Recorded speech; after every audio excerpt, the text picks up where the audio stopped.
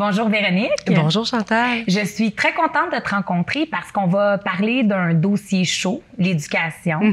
C'est très important dans notre société, mais il y a beaucoup de parents, des fois par manque d'informations, qui ont des jugements. Puis je voulais vraiment là, éclaircir ça avec toi. Tu peux poser toutes les questions que tu voudras, Chantal, puis j'essaierai de te répondre au mieux que je peux. Tout d'abord, tu as été 15 ans en enseignement.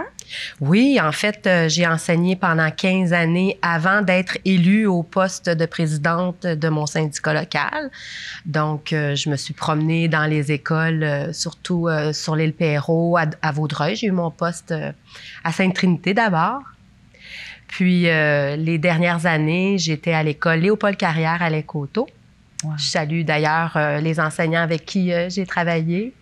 Puis, depuis 13 ans, là, je suis élue périodiquement là, au syndicat. Là, puis c'est aux 2 ans, les élections. Oui, maintenant, c'est aux 3 ans, mais au départ, c'était aux 2 ans. Alors, à chaque cycle, les gens, il y a une possibilité pour les enseignants et enseignantes de se présenter au comité exécutif. Nous sommes 5 au comité exécutif. Puis, bon, j'ai été réélue par acclamation toutes ces années. Alors, je pense que les gens doivent être contents. Du travail. Enfin, moi, j'adore ce que je fais, comme j'ai adoré l'enseignement aussi. Là, c'est quoi qui t'a amené à vouloir, parce que le syndicat, c'est pas toujours facile. C'est quoi qui t'a amené à vouloir? En fait, moi, je voulais devenir avocate. OK. Puis bon, l'orienteur de l'époque m'avait dit, ben va pas là, tu travailleras pas. C'était pas comme aujourd'hui, hein, c'était plus contingenté. Donc, avec une de mes amies, on a décidé qu'on irait. Ça faisait 4 ans qu'on faisait les camps de jour, puis on a dit, tiens, on va aller en enseignement. Alors, c'est comme ça que je me suis retrouvée. J'aimais les jeunes, puis tout ça. Donc, alors, c'est pas surprenant que je suis maintenant au syndicat parce que, bon, c'est sûr, je suis pas avocate, mais quand même, j'applique. Oui, exactement. J'applique la convention collective. Je m'assure que les gens soient heureux au travail. J'adore ça. C'est vrai. C'est naturel pour moi d'être là présentement. Mais j'ai toujours mon poste. Alors, l'école? Oui, à l'école Léopold. Donc, si jamais je n'étais pas réélue, ben, je pourrais retourner dans ma classe. Puis c'est en quelle année? Ben, je peux enseigner toutes les années. En fait, j'ai fait tous les niveaux.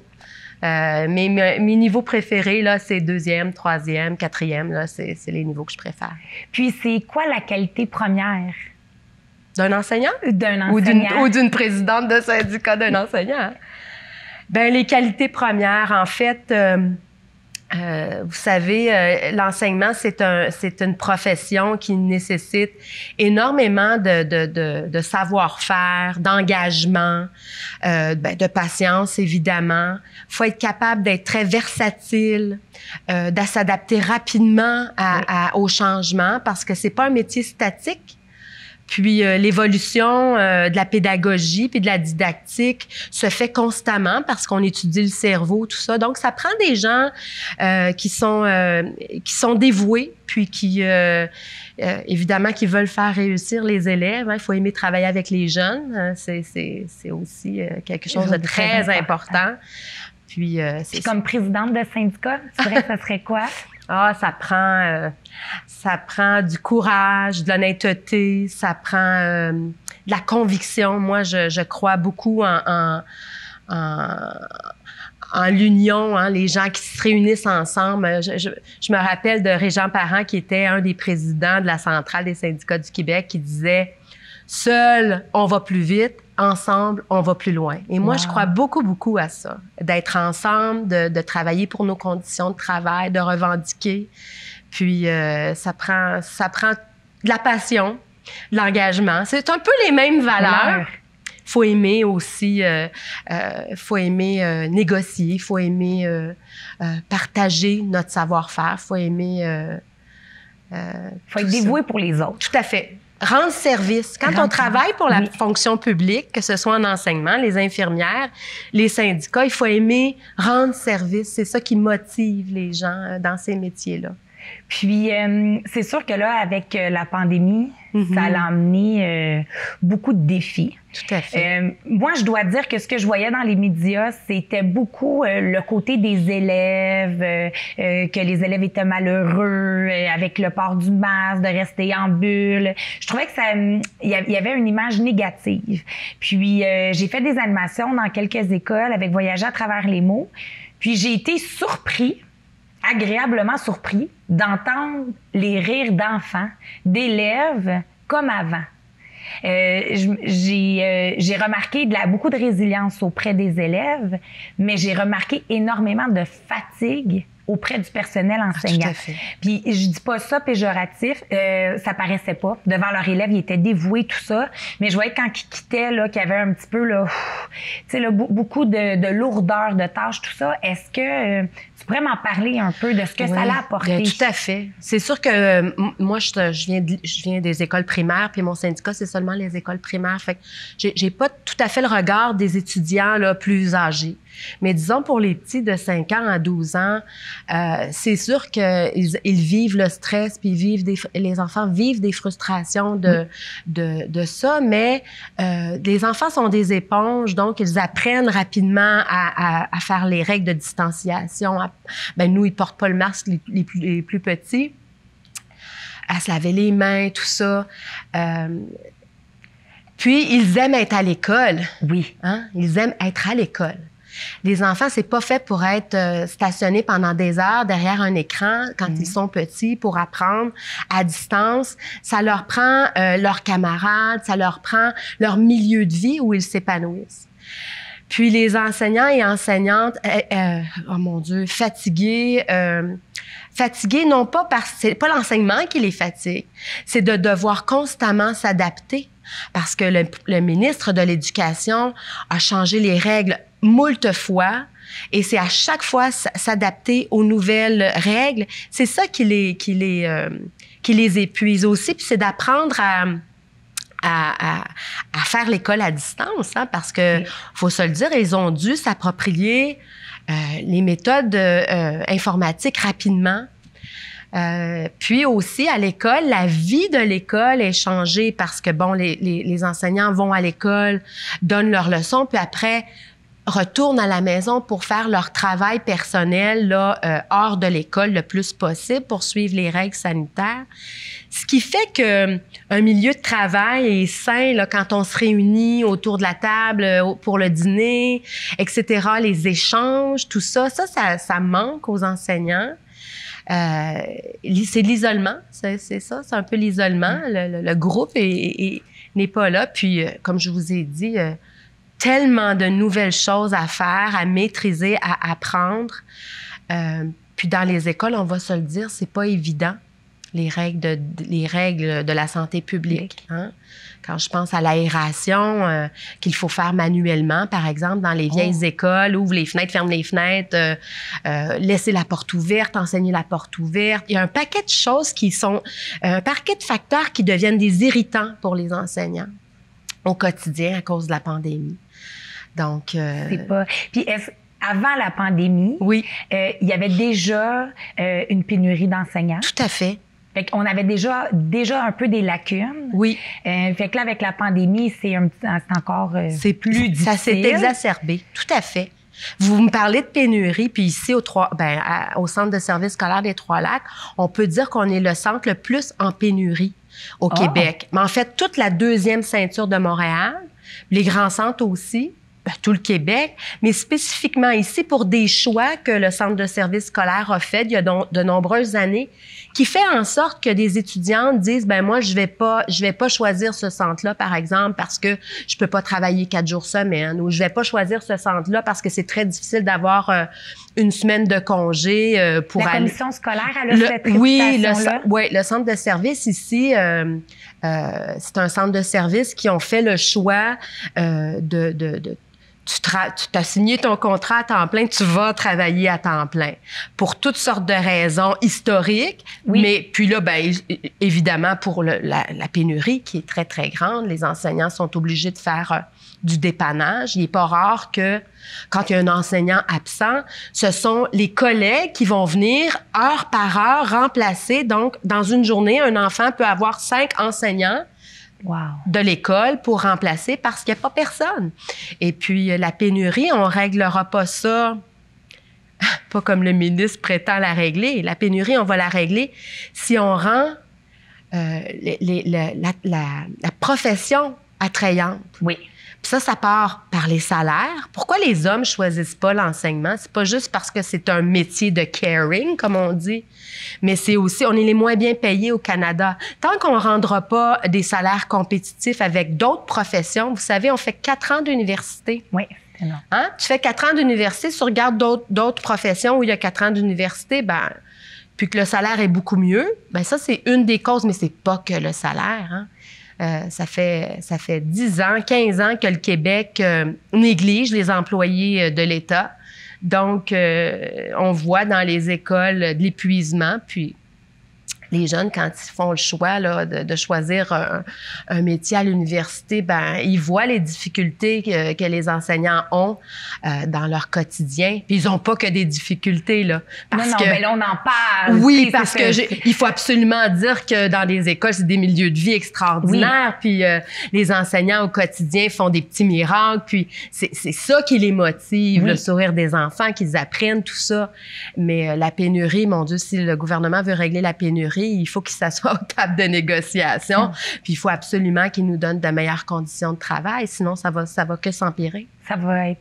Puis la pénurie cause aussi encore plus de fatigue auprès des enseignants. Tout à fait. C'est comme une roue qui tourne. Une roue qui tourne. Comme je vous ai dit, quand un enseignant est absent, puis si on trouve pas personne pour le remplacer, parfois on va trouver des gens qui vont être non légalement qualifiés. Alors ces personnes-là ont besoin d'aide, des collègues. Alors ça fait une tâche de plus. Hein? Oui. Quand on voit une enseignante ou un enseignant dans la classe d'à côté qui n'a pas fait son bac, ben on voit qu'il y a des difficultés nécessairement, puis on se sent interpellé comme enseignant pour aller donner un coup de main.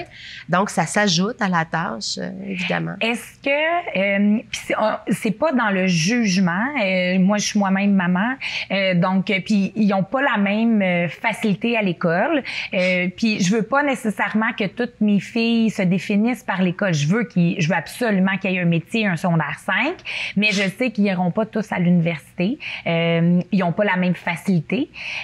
Mais est-ce qu'on dirait que les parents ont négligé la valorisation de l'éducation plus que les années avancent? Est-ce qu'on sent moins d'implication? Parce que moi, j'ai des écarts d'âge entre mes filles. Juste pour mettre en contexte, entre 17 et 8 ans, puis j'ai vu peut-être plus de négligence, beaucoup mettre à l'école tout le côté de l'éducation, mais pas juste de l'éducation pour l'apprentissage, là, mais aussi au niveau des valeurs, au niveau... est-ce que ça aussi, ça fait une lourdeur de tâche pour les enseignants? Ouais. Écoutez, moi, je veux certainement pas mettre tous les parents dans le même panier parce que, heureusement... Oui.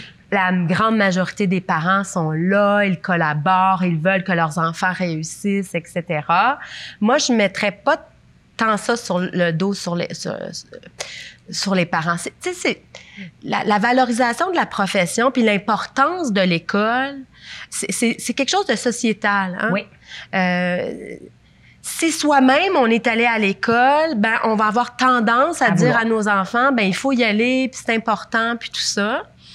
Puis, si on est un enfant, on est un adulte qui a eu de la difficulté à l'école, ben peut-être qu'on a tendance à avoir des moins bons mots envers l'école. Il n'y a pas un enfant qui apprend pareil. Puis, heureusement, c'est pas tous les enfants qui iront à l'université parce que c'est pas tous les métiers qu'on a besoin d'y aller. Oui. Et ça, c'est important aussi que les enfants trouvent leur voie. Mais ce qu'il faut, c'est que les parents collaborent. Oui. Il faut pas qu'ils soient dans le jugement, puis il faut pas qu'ils pensent toujours que c'est la faute de l'école, Hein? Quand les enfants sont petits, ben ils essaient toutes sortes de choses, oui. Puis on vient qu'on les connaît, nos enfants. Puis, Mais j'avais vraiment une idée un peu quand je posais cette question-là parce que ma première, quand elle est rentrée à l'école, à la maternelle, c'était une entrée qui n'était pas encore progressée, ça en est venu à être progressif. Puis rendu à Marguerite qui est rentrée à l'école, à la maternelle, bien la direction est obligée de dire « faut que votre enfant soit propre ». Puis ça, c'était pas un discours que j'y avais entendu avec mes 4 autres. Jamais. J'avais jamais entendu, il faut que ton enfant soit propre. Parce qu'à 4 ans, puis quand il rentre à l'école à 5 ans, c'était normal, puis c'était aux parents. C'était comme un orgueil que à partir de 2 ans et demi, on essayait de les mettre propres et tout.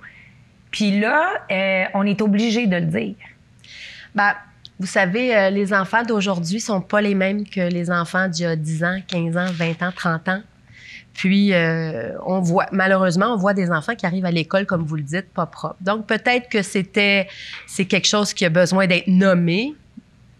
Mais c'est ça. Dans le fond, les enfants d'aujourd'hui sont différents. Ils arrivent avec des problématiques. Pas tous, heureusement. Mais effectivement, les parents sont très sollicités. Ils doivent travailler les deux. Les enfants très jeunes vont à la garderie. Comme je l'ai dit tout à l'heure, c'est un phénomène de société. Donc, fait que les enseignants, ils ont plus de tâches, en fait. Ben, en fait, oui, ils ont plus de tâches parce que quand vous entendez les gouvernements prendre des positions, ils envoient à l'école les nouvelles responsabilités. Exemple, l'autre jour, j'entendais le ministre dire, ben là, il faudrait que les enfants apprennent à ne pas être racistes. Bon, comme si à l'école, on leur montrait pas d'éléments essentiels par rapport à ça. Là, ils veulent refaire le programme d'ECR, éthique et culture religieuse, qui va être remplacé. Puis là, on va insérer dans ce programme-là des savoirs pour que les enfants ne soient pas ostracisés, ne font pas de racisme. Même chose pour l'éducation à la sexualité ou un paquet de choses. C'est comme si l'école a plus de missions que juste éduquer, faire en sorte que les enfants apprennent à écrire, à lire et soient capables de vivre en société. Mais c'est plus profond que ça, les nouveaux savoirs. Hein. Fait que c'est comme si on enlevait des tâches aux parents. Ben, en fait, ça devrait pas. Ça change. On voit une... Puis en plus, on est en pénurie, fait que c'est comme une corrélation, je trouve, tu sais, qu'on va augmenter. Il y a eu aussi, pendant la pandémie, beaucoup de jugements. Puis même moi, au début, avant de parler à mes amies enseignantes, puis ça peut arriver aussi parce que tu as perdu ton emploi, ton entreprise va moins bien, puis on entendait beaucoup dire les enseignants sont payés, puis ils font rien pendant le temps de la pandémie, puis je vais prendre une gorgée. Oui, c'est correct. Mais je dois vraiment avouer que avant de parler à mes collègues, mes amis, je le disais pas, mais je le pensais. Tu sais, par manque d'informations. Puis c'est lorsque j'ai parlé avec une de mes amies qui me dit, oui, mais toi, là, mettons que tu pourrais-tu faire ton travail avec tous tes enfants? Ça change toujours. Est-ce que tu pourrais juste m'en parler un peu de les conditions de travail pendant le temps de la pandémie? Parce qu'en bout de ligne, ils étaient épuisés, les enseignants. Tout à fait. On voyait pas. Puis, malheureusement, ça, moi, je mets la faute sur le ministre de l'Éducation, M. Roberge, quand il a dit au début de la pandémie, en mars dernier, c'est congé pour 2 semaines. Ah oui. Hein? Ça a été... ça nous a fait paraître mal. Sachez que les enseignants et enseignantes, là, dès que ça... Puis même pendant le congé, il y en a beaucoup qui ont préparé leurs choses. Oui. Mais dès que ça a réouvert, il a fallu apprendre vitesse grand V à se débrouiller avec le système informatique et il a fallu redoubler d'ampleur dans nos heures de travail pour s'adapter à toute cette nouvelle réalité-là. Et puis, les enseignants ont travaillé d'arrache-pied pour faire l'école à distance. Puis, comme je vous l'ai dit tout à l'heure, les écoles qui étaient ouvertes, de mettre en place avec les petits groupes. Au départ, c'était des petits groupes. Et moi, ça me dérange d'entendre ça parce que les enseignantes et les enseignants, ce qu'ils veulent, c'est enseigner puis enseigner dans leur classe. Oui. Alors, parce que peut-être 1 ou 2 ou 3 ou peu importe, enseignants nous ont fait mal paraître, peut-être, tout le corps professoral a été... à cause de cette fameuse phrase-là du ministre, tout le corps professoral a mal paru alors que c'est pas la réalité. C'est pas la réalité. Donc, vous savez, les enseignants et enseignantes sont payés à la journée. Hein? Puis sont payés pour le nombre d'heures qu'ils enseignent. Mais toutes les heures qu'ils font et qu'elles font pour faire leurs leçons, pour apprendre, ça fait partie de leur tâche. Et c'est ces heures-là qui ont augmenté pour apprendre à faire fonctionner, pour s'installer dans leur maison, pour peu importe, là. Oui. Et ça, faire des paddles, faire des... Exactement. Donc, moi, je partage pas cette opinion-là, puis surtout pas en tant que présidente de syndicat qui, à tous les jours, je réponds au téléphone d'enseignantes et enseignantes qui sont épuisées, qui sont fatiguées. Donc, pour moi, là, c'est un jugement de valeur qui n'a pas lieu d'être. Puis, j'ai beaucoup entendu aussi qu'il y avait énormément de rencontres, ce que nous, on n'était pas au courant, qu'il y avait énormément de rencontres. Souvent, ils apprenaient par les médias. Tout à fait. Avant de savoir. C'est ça. Le premier ministre, ministre de l'Éducation, même si à chaque fois, il dit, je consulte mes partenaires. Parfois, il le faisait pas, mais heureusement... À quelques occasions, oui, il a consulté notre fédération, la Fédération des syndicats du Québec, des syndicats de l'enseignement du Québec, la FSE. Mais ils ont pris des décisions, puis on l'apprenait au point de presse. Et il fallait que les enseignants se revirent de bord, avaient 2 semaines ou 1 semaine ou 5 jours ou 2 jours pour préparer une nouvelle consigne. Que le ministre avait envoyé, et c'est ça qui les a énormément épuisés. À chaque fois, de nouvelles consignes qui changent et pour lesquelles le laps de temps pour les mettre en place était très, très serré. Donc, de multiples rencontres, comme vous le dites, là, par Zoom avec la direction d'école pour organiser tout ça. Parce qu'on ne peut pas organiser l'école virtuelle comme ça, là. Hein? C'est ça. Puis en même temps, c'est aussi d'éduquer les parents en plus. Là. C'était de chapeauter les parents à savoir comment ça fonctionnait. Oui. Il y a eu aussi à un moment donné un petit... je veux pas dire un litige, mais une confusion, parce que là, à même la commission scolaire des Trois-Lacs, il y avait des écoles ouvertes, dont des écoles non ouvertes. Oui. Et là, j'avais une collègue, une amie, je dis une collègue, mais c'est parce que c'est une bonne amie, puis on fait des projets ensemble, mais son école était ouverte, mais pas l'école de ses enfants. Comment ça qu'à la même... On a fait des commissions scolaires pour uniformiser? Oui. C'est facile à comprendre, c'est que le centre de service scolaire des Trois-Lacs, qui couvre de l'île Perrot jusqu'au bout de Soulanges, le territoire, disons qu'on le sépare en deux. Toute la partie Vaudreuil-Saint-Lazare et le Perrot fait partie de la MRC de Montréal, en fait, fait partie de la région métropolitaine. OK. C'est pour ça. Donc, les écoles qui étaient dans ces zones-là étaient ouvertes, tandis que Soulanges, tout l'autre côté, fait pas partie de la région métropolitaine. Alors, les zones étaient... il y en a qui étaient fermées quand les écoles qui étaient en territoire de Montréal étaient fermées, tandis que les autres étaient ouvertes. Puis, est-ce qu'il y avait une équité? Une pour équité. Les mêmes enseignants qui travaillaient pour la même commission scolaire? Les enseignants étaient tous au travail, mais ils n'étaient pas au travail de la même manière. Donc, il y a des enseignants qui, au quotidien, étaient dans leur classe, faisaient comme à l'habitude, mais avec des groupes réduits, donc moins d'élèves, parce qu'à ce moment-là, le premier ministre avait décidé que les enfants devaient être à 2 mètres de distance. Oui, tout à fait. Donc, ça faisait des classes moins nombreuses. Oui. Puis, les autres faisaient l'école de la maison. De la maison avec les outils électroniques, là, les outils Internet. Puis là, on est dans une deuxième vague, tout ça. En terminant, j'aimerais ça que tu me dises ce que je pourrais souhaiter. Qu'est-ce qu'on peut souhaiter pour les enseignants du Québec, la commission scolaire? Pour les enseignants du Québec, il faut leur souhaiter une négociation de la convention collective qui va leur permettre d'améliorer leurs conditions de travail. Parce que, comme vous le savez, on est peut-être vous le savez pas, mais je vous l'informe, on est en négociation depuis déjà 1 an. Et à la table de négociation, toutes les solutions qu'on apporte, les négociateurs patronaux sont complètement fermés. Ils ne veulent pas investir en éducation. Quand vous entendez le premier ministre qui dit « j'ai investi en éducation », il investit dans le béton. Hein? Il investit pour bâtir des écoles, pour les rénover parce qu'elles ont été négligées. Mais il n'investit pas dans les conditions de travail d'exercice, comme par exemple diminuer le nombre d'élèves par classe ou donner plus de services aux enfants qui ont des besoins particuliers. On en a parlé tout à l'heure. Être concurrentiel au niveau des salaires par rapport aux autres provinces, c'est un non catégorique. Donc, moi, ce que je souhaite aux enseignants, d'abord, c'est que cette pénurie-là, s'il vous plaît, que les vaccins arrivent puis qu'on puisse mettre ça derrière nous, puis une convention collective dûment signée. Puis, tu sais, Chantal, avant de partir, parce que tu m'as dit en terminant, mais moi, je t'ai apporté un petit cadeau.